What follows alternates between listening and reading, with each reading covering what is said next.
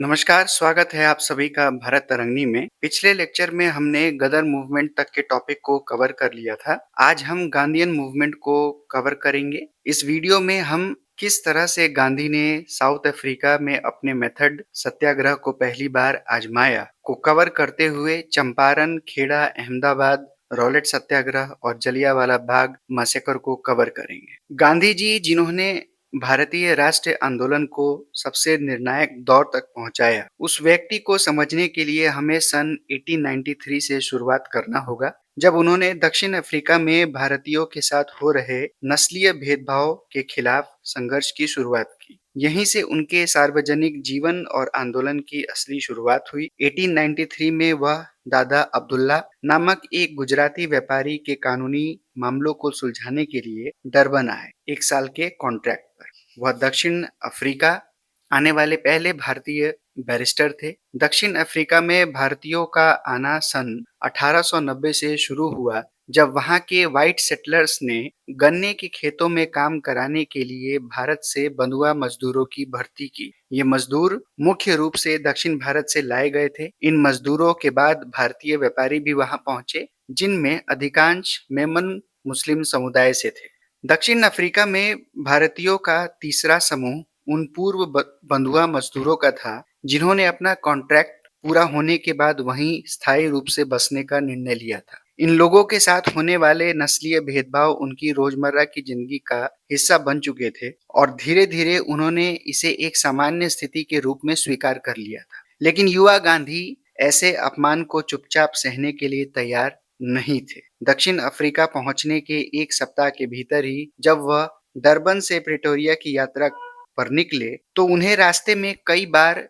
नस्लीय अपमान झेलना पड़ा। इन घटनाओं ने उनके मन पर गहरा प्रभाव डाला। प्रिटोरिया पहुंचते ही गांधी ने वहां रह रहे भारतीयों की एक बैठक को आयोजित किया। उन्होंने भारतीयों को नस्लीय भेदभाव का संगठित रूप से विरोध करने के लिए प्रेरित किया। उन्होंने नेटल की विधानसभा में पारित किए जा रहे उस विधेयक का विरोध किया, जिसका उद्देश्य भारतीयों को मताधिकार से वंचित करना था। साथ ही साथ भारतीयों के लिए प्रथम श्रेणी में रेल यात्रा करने का अधिकार और होटलों में ठहरने के अधिकारों की भी मांग की। गांधी के पॉलिटिकल एक्टिविटीज साउथ अफ्रीका में को 3 फेजेस में समझा जा सकता है। पहला फेज है मॉडरेट। इस दौर में उन्होंने सीधे टकराव के बजाय प्रार्थना पत्र भेजने और ज्ञापन प्रस्तुत करने की नीति अपनाई। वे दक्षिण अफ्रीका की विधानसभाओं, लंदन के उपनिवेश सचिव और ब्रिटिश संसद को लगातार अपनी शिकायतें और मांगे भेजते रहे। इस दौरान उनका मुख्य प्रयास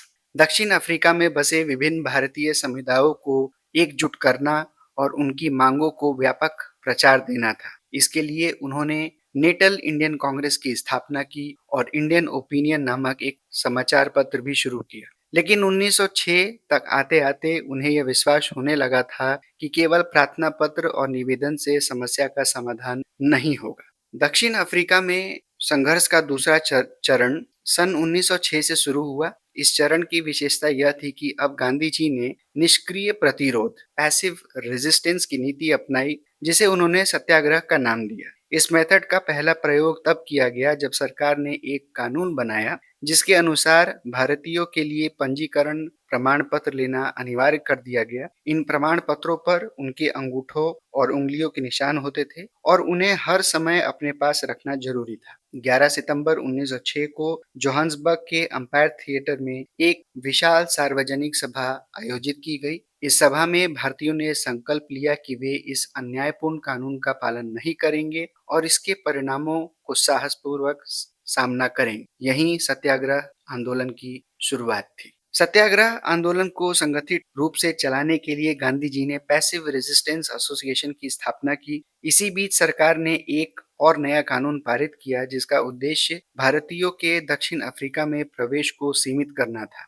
इसके विरोध में आंदोलन और व्यापक बन गया। इस समय आंदोलन एक कठिन मोड़ पर आकर रुक सा गया। सत्याग्रहियों के परिवार की सहायता करने और इंडियन ओपिनियन अखबार चलाने के लिए धन की भारी कमी होने लगी थी। आर्थिक संसाधन तेजी से समाप्त हो रहे थे। ऐसी स्थिति में गांधी जी ने अपने जर्मन वास्तुकार मित्र हर्मन कैलेनबैच के सहयोग से टॉल्स्टॉय फार्म की स्थापना की। यह स्थान सत्याग्रहियों के परिवारों के रहने की सुविधा देने और उनके आत्मनिर्भर बनने के उद्देश्य से बनाया गया था। इस कठिन समय में भारत से भी आर्थिक सहायता मिली। सर रतन टाटा ने 25,000 रुपए का योगदान दिया। इसके अतिरिक्त कांग्रेस, मुस्लिम लीग और हैदराबाद के निजाम ने भी आंदोलन के समर्थन में आर्थिक सहयोग प्रदान किया। सन 1913 में सत्याग्रह आंदोलन को फिर से शुरू किया गया। इस बार आंदोलन को और व्यापक रूप दिया गया। अब इसमें उन पूर्व बंधुआ भारतीयों पर लगाए 3 पाउंड के वार्षिक कर यानी कि पोल टैक्स के विरोध को भी शामिल किया गया।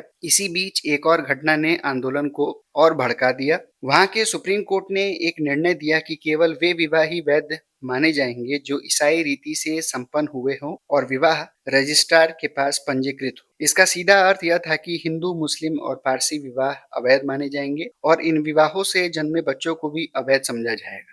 भारतीय समुदाय ने इस फैसले को अपनी महिलाओं के सम्मान पर सीधा आघात माना। इस अपमान के कारण बड़ी संख्या में महिलाएं भी आंदोलन में शामिल हो गई। इससे सत्याग्रह को नई शक्ति और व्यापक जन समर्थन मिला। गांधी जी ने निश्चय किया कि अब अंतिम और निर्णायक संघर्ष का समय आ गया है, जिसमें आंदोलन की सारी शक्ति देनी चाहिए। इस अभियान की शुरुआत 16 सत्याग्रहियों के एक दल द्वारा अवैध रूप से सीमा पार करने से हुआ।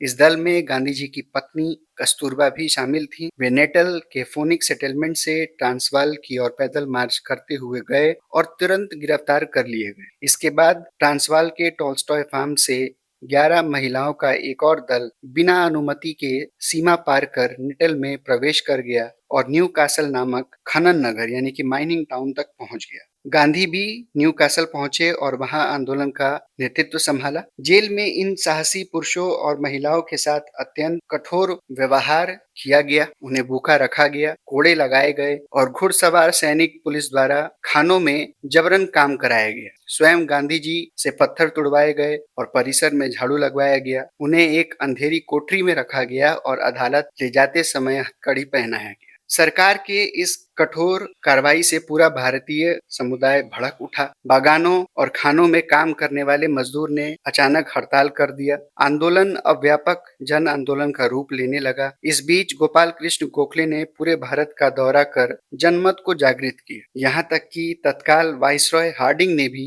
इस दमन की निंदा की। अंततः Gandhi ji, viceroy Hardinge, CF Andrews और जनरल स्मट्स के बीच कई दौर की बातचीत हुई। इन वार्ताओं के परिणाम स्वरूप एक समझौता हुआ। दक्षिण अफ्रीका की सरकार ने भारतीयों की प्रमुख मांगों को स्वीकार कर लिया। पोल टैक्स को समाप्त करने, पंजीकरण प्रमाण पत्रों से संबंधित समस्याओं को सुलझाने और भारतीय रीति रिवाजों से संपन्न विवाहों को वैध मानने पर सहमति दी गई। इस तरह से गांधीवादी आंदोलन की रूपरेखा तैयार हुई, जिसमें सत्याग्रह, अहिंसा, त्याग और जन सहभागिता का एक स्पष्ट मॉडल विकसित हो गया। यहीं से गांधी के कुछ पॉलिटिकल आइडियाज विकसित हुए, उन पर भी एक नजर डाल लेते हैं। गांधी जी के राजनीतिक विचार विभिन्न स्रोतों से विकसित हुए थे। उन्होंने पश्चिम चिंतकों जैसे Henry David Thoreau, John Ruskin, Ralph Waldo Emerson और लियो टॉल्स्टॉय के लेखन से प्रेरणा ली। साथ ही उन पर वैष्णव धर्म और जैन धर्म का गहरा प्रभाव था, जिसने उनके जीवन में सत्य, अहिंसा और आत्मसंयम को केंद्रीय स्थान दिया। उन्होंने आधुनिक सभ्यता की तीखी आलोचना से अपनी बात की शुरुआत की। उनका मानना था कि भारत को प्राचीन काल में ग्राम आधारित आत्मनिर्भर अर्थव्यवस्था की ओर लौटना चाहिए। इस लक्ष्य को प्राप्त करने का उनका साधन था सत्याग्रह, जिसमें नैतिक शक्ति और आत्मत्याग का विशेष महत्व था। उनके संदेश का सबसे महत्वपूर्ण और अटल सिद्धांत था अहिंसा, जिसे वे किसी भी परिस्थिति में समझौता योग्य नहीं मानते थे। गांधी जी जनवरी 1915 में भारत लौटे। गोपाल कृष्ण गोखले की सलाह पर यह निर्णय लिया कि पहले 1 वर्ष तक वे किसी भी राजनीतिक मुद्दे पर सार्वजनिक रूप से कोई पक्ष नहीं लेंगे। इस दौरान उन्होंने पूरे देश की यात्रा की, लोगों की स्थिति को स्वयं समझा और अहमदाबाद में अपने आश्रम के संगठन पर ध्यान। सन 1917 और 18 की शुरुआत में गांधी जी 3 महत्वपूर्ण आंदोलनों से जुड़े। बिहार के चंपारण में, गुजरात के अहमदाबाद और खेड़ा में। चंपारण और खेड़ा के आंदोलन किसानों से संबंधित थे, जबकि अहमदाबाद आंदोलन औद्योगिक मजदूरों से जुड़ा हुआ था। यही संघर्ष भारत में गांधी जी के नेतृत्व की पहली बड़ी परीक्षा बने। चंपारण की कहानी 19वीं सदी की शुरुआत से जुड़ी है, जब यूरोपीय नील इंडिगो के बगान मालिकों ने किसानों को ऐसे समझौते में बांध दिया था जिसके अनुसार उन्हें अपनी जमीन के 3/20वें हिस्से पर जबरदस्ती नील की खेती करना पड़ता था। इस प्रथा को तीन कठिया प्रणाली कहा जाता था। 19वीं सदी के अंत तक जर्मनी में बने आर्टिफिशियल डाई के कारण इंडिगो की मांग कम हो गई और उसका व्यापार गिर गया। चंपारण के अंग्रेज बगान मालिक अब किसानों को नील की खेती की बाध्यता से मुक्त करना चाहते थे, लेकिन उन्होंने इसका फायदा उठाते हुए किसानों से अधिक लगान और अन्य अवैध वसूली करना शुरू कर दिया। चंपारण के एक स्थानीय किसान राजकुमार शुक्ला ने गांधी जी से मिलने और उन्हें चंपारण लाने का निश्चय किया। गांधी जी ने वहां पहुंचकर किसानों की समस्याओं की जांच शुरू की। उनके साथ ब्रज किशोर प्रसाद, राजेंद्र प्रसाद, महादेव देसाई, नरहरि पारिक और जेबी कृपलानी भी इस अभियान में शामिल हुए। अंततः सरकार ने पूरे मामले की जांच के लिए एक जांच आयोग नियुक्त किया और गांधी जी को भी उसका सदस्य बनाया। आयोग की सिफारिशों के आधार पर तीन कठिया प्रणाली को समाप्त करने और किसानों को अवैध वसूली का मुआवजा देने का निर्णय लिया गया। समझौते के तहत गांधी जी ने यह स्वीकार किया कि बगान मालिक किसानों से अवैध रूप में वसूली गई रकम का 25% वापस करें। इस प्रकार चंपारण आंदोलन किसानों का एक महत्वपूर्ण विजय साबित हुआ। चंपारण के बाद गांधी जी ने अपना ध्यान अहमदाबाद के मिल मजदूरों की ओर लगाया। वहां मजदूरों और मिल मालिकों के बीच प्लेग बोनस को लेकर विवाद चल रहा था। प्लेग महामारी के समय मजदूरों को अतिरिक्त भत्ता दिया गया था। महामारी समाप्त होने के बाद मिल मालिक इस बोनस को बंद करना चाहते थे, लेकिन मजदूरों का कहना था कि युद्ध के समय बढ़ी हुई महंगाई के कारण यह बढ़ोतरी पर्याप्त नहीं है, इसलिए इसे जारी रखना चाहिए। स्थिति गंभीर होता देख ब्रिटिश कलेक्टर ने गांधी जी से हस्तक्षेप करने और समझौता कराने का अनुरोध किया। गांधी जी ने दोनों पक्षों को एक ट्राइब्यूनल के माध्यम से विवाद सुलझाने के लिए राजी कर लिया, लेकिन एक आकस्मिक हड़ताल का बहाना बनाकर मिल मालिक समझौते से पीछे हट गए। उन्होंने केवल 20% बोनस देने की पेशकश की और चेतावनी दी कि जो मजदूर इसे स्वीकार नहीं करेंगे उन्हें नौकरी से निकाल दिया जाएगा। गांधी जी ने इस समझौते के उल्लंघन को गंभीर माना और मजदूरों को हड़ताल पर जाने की सलाह दी। उन्होंने कहा कि मजदूर 35% यानी कि 35% वेतन वृद्धि की मांग करने में उचित हैं। हड़ताल शुरू हुई और गांधी जी प्रतिदिन साबरमती नदी के किनारे मजदूरों को संबोधित करते रहे। कुछ दिनों बाद मजदूरों में थकान के लक्षण दिखाई देने लगे। तब गांधी जी ने उपवास करने का निर्णय लिया। उनके इस उपवास से मिल मालिकों पर नैतिक दबाव पड़ा और वे विवाद को ट्राइब्यूनल के पास ले जाने के लिए तैयार हो गए। अंततः हड़ताल समाप्त हुआ और ट्राइबल ने मजदूरों की मांग के अनुसार 35% वेतन वृद्धि का फैसला सुनाया। अहमदाबाद का विवाद पूरी तरह समाप्त भी नहीं हुआ था कि गांधी जी को पता चला कि गुजरात के खेड़ा जिले के किसान फसल खराब होने के कारण भारी संकट में है। किसानों ने लगान में छूट की मांग की थी, लेकिन सरकार उनकी अपीलों को अनदेखा कर रहे थे। सर्वेंट्स ऑफ इंडिया सोसाइटी के सदस्यों विठल भाई पटेल और स्वयं गांधी जी की जांच से यह स्पष्ट हो गया कि किसानों की मांग उचित थी। राजस्व नियमों के अनुसार यदि फसल समान उपज के 1/4 से कम हो तो किसानों को पूरा लगान माफ करने का अधिकार था। गुजरात सभा, जिसके अध्यक्ष गांधी जी थे, ने इस आंदोलन में प्रमुख भूमिका निभाई। जब अपील और निवेदन से कोई परिणाम नहीं निकला तो गांधी जी ने किसानों को लगान न देने की सलाह दी। खेड़ा के एक युवा वकील वल्लभ भाई पटेल और इंदुलाल याग्निक जैसे अन्य युवाओं ने गांधी जी के साथ गांव-गांव जाकर किसानों को सरकार के बढ़ते दमन के सामने डटे रहने के लिए प्रेरित किया। प्लेग, महंगाई और सूखे से पहले ही परेशान खड़े किसान धीरे-धीरे कमजोर पड़ने लगे थे। तभी गांधी जी को पता चला कि सरकार ने गुप्त आदेश जारी किया है कि लगान केवल उन्हीं किसानों से वसूला जाए जो भुगतान करने में सक्षम है। इन परिस्थितियों में गांधी जी ने आंदोलन वापस लेने का निर्णय लिया। अब बढ़ते हैं रॉलेट सत्याग्रह और जलियांवाला बाग हत्याकांड की तरफ। प्रथम विश्व युद्ध के बाद ब्रिटिश सरकार ने दमनकारी कानूनों को स्थायी रूप देने की कोशिश की। इस उद्देश्य से जस्टिस एस.ए.टी. रॉलेट की अध्यक्षता में एक समिति ने 2 विधेयक तैयार किए। इन्हें आधिकारिक रूप से एनार्कियल एंड रेवोल्यूशनरी क्राइम्स एक्ट कहा गया, लेकिन यह लोकप्रिय रूप से रॉलेट एक्ट या काला कानून ब्लैक एक्ट के नाम से जाने गए। इस अधिनियम के तहत राजनीतिक कार्यकर्ताओं को बिना ज्यूरी के मुकदमा चलाकर सजा दिया जा सकता था। यहाँ तक कि बिना मुकदमे के जेल में भी रखा जा सकता था। केवल राजद्रोह के संदेह मात्र पर बिना वारंट गिरफ्तारी किया जा सकता था। आरोपियों के मुकदमे गुप्त रूप से चलाए जा सकते थे और उन्हें कानूनी सहायता का अधिकार भी नहीं दिया जाने का प्रावधान था। इस दमनकारी कानून के विरोध में सभी निर्वाचित भारतीय सदस्यों मोहम्मद अली जिन्ना, मदन मोहन मालवीय और मजहर उल हक ने इस्तीफा दे दिया। जब संवैधानिक विरोध विफल हो गया, तब गांधी जी ने सत्याग्रह शुरू करने का निर्णय लिया। उन्होंने सत्याग्रह सभा की स्थापना की। विरोध के रूप में 6 अप्रैल 1919 को देशव्यापी हड़ताल, उपवास और प्रार्थना का आह्वान किया गया।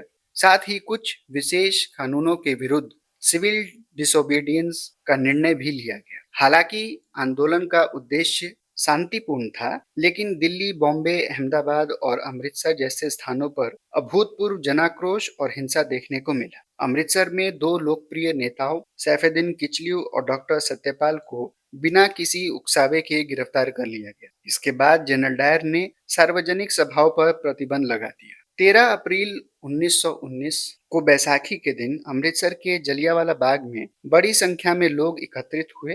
वे बैसाखी का त्योहार मनाने और एक शांतिपूर्ण सभा में भाग लेने आए थे। जनरल डायर ने इसे अपने आदेश का अवहेलना माना और बिना चेतावनी दिए निहत्थी भीड़ पर गोली चलाने का आदेश दे दिया। इस निर्मम गोलीबारी में सैकड़ों लोग मारे गए और अनेक घायल हुए। जलियांवाला बाग की इस क्रूर घटना ने पूरे देश को स्तब्ध कर दिया। रविन्द्रनाथ टैगोर ने विरोध स्वरूप अपनी नाइटहुड की उपाधि लौटा दी। गांधी जी ने बोर वॉर के दौरान मिली केसर-ए हिंद की उपाधि त्याग दी। लेकिन देश में फैलती हिंसा से व्यथित होकर गांधी जी ने 18 अप्रैल 1919 को रॉलेट सत्याग्रह वापस ले लिया। घटना की जांच के लिए secretary of state for India Edwin मॉन्टेगो के आदेश पर 14 अक्टूबर 1919 को एक जांच समिति गठित की गई, जिसे उसके अध्यक्ष विलियम हंटर के नाम पर हंटर कमेटी कहा गया। इसमें 3 भारतीय सदस्य सर चीमनलाल, हीरालाल स्टेलबार्ड, पंडित जगत नारायण और सरदार साहिबजादा सुल्तान अहमद खान शामिल थे। मार्च 1920 में प्रस्तुत रिपोर्ट में जनरल डायर की कार्रवाई की निंदा की गई, लेकिन उसके विरुद्ध कोई कठोर दंडात्मक कार्रवाई नहीं की गई। इससे असंतुष्ट होकर इंडियन नेशनल कांग्रेस ने अपनी अलग जांच समिति गठित की, जिसमें मोतीलाल नेहरू, सी.आर. दास, अब्बास त्याबची, एम.आर. जयंकर और गांधी जी शामिल थे। रॉलेट सत्याग्रह और जलियांवाला बाग हत्याकांड ने भारतीय स्वतंत्रता आंदोलन को एक निर्णायक मोड़ दिया और ब्रिटिश शासन के प्रति देशव्यापी असंतोष को और गहरा कर दिया। तो यह था आज का टॉपिक। इस टॉपिक से अगर कोई भी प्रश्न या डाउट हो तो आप सभी कमेंट सेक्शन में पूछ सकते हैं। अगले वीडियो में हम नॉन कोऑपरेशन मूवमेंट और आगे के पॉलिटिकल डेवलपमेंट्स को कवर करेंगे। चैनल को सब्सक्राइब करें। मिलते हैं अगले वीडियो में। जय हिंद, जय भारत।